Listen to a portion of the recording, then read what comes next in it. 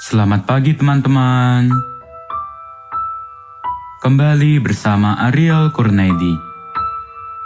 Kita akan merenungkan firman Tuhan dari buku Renungan Pagi, Anak dan Pelajar.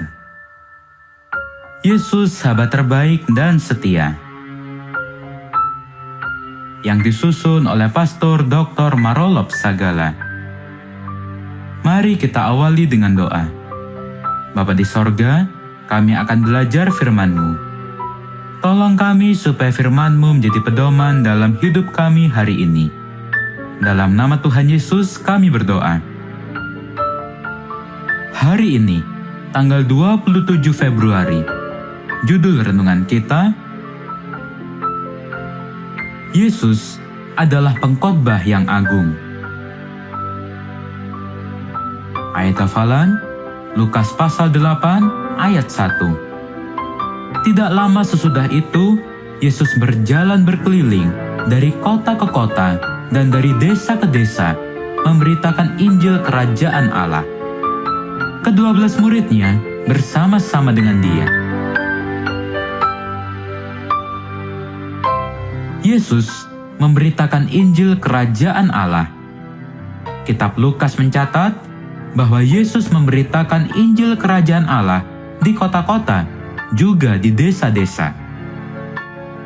Kata memberitakan yang tertulis dalam Alkitab bahasa Indonesia mengartikan bahwa Yesus sedang berkhotbah di kota-kota dan juga berkhotbah di desa-desa.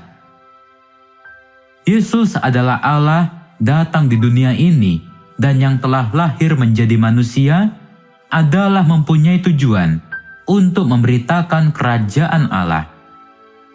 Dia memberitakan kerajaan Allah lewat berkhotbah, tentu juga lewat mengajar, dan lewat menyembuhkan segala penyakit.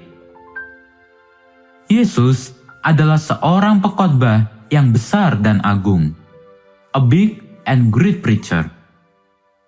Dia berkhotbah di rumah-rumah ibadat, sebagaimana yang terdapat di dalam Matius pasal 4 ayat 23.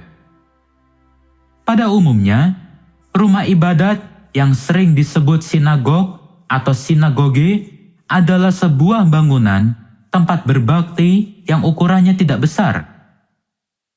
Dengan kata lain, Yesus sering berkhotbah di kumpulan yang kecil atau tidak besar.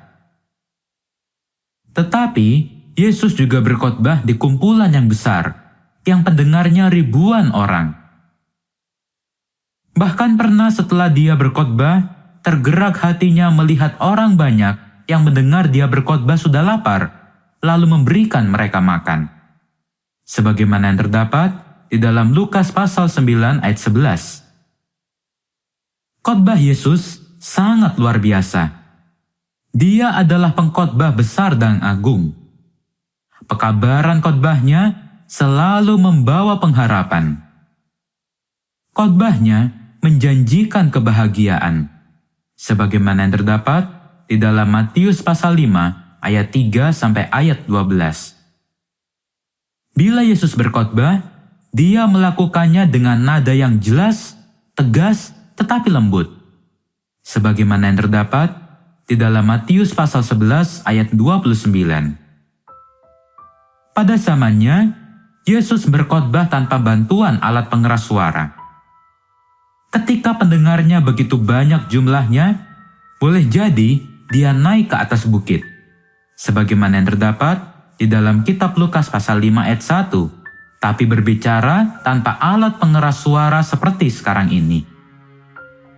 Anak-anak pun suka datang dan mendengar Yesus berkhotbah, karena para orang tua membawa mereka kepada Yesus. Ketika anak-anak banyak yang datang bersama orang tua mereka, murid-murid Yesus menghalangi mereka. Tetapi Yesus berkata, "Biarkanlah anak-anak itu datang kepadaku, dan jangan kamu menghalang-halangi mereka. Sebab orang-orang yang seperti itulah yang empunya kerajaan Allah." Sebagaimana yang tertulis di dalam kitab Lukas pasal 18 ayat 16.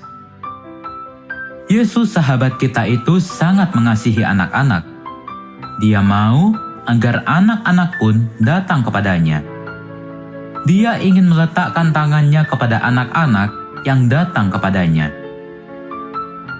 Pastikan supaya engkau datang kepada Yesus, mendengar Dia memberitakan kerajaan Allah.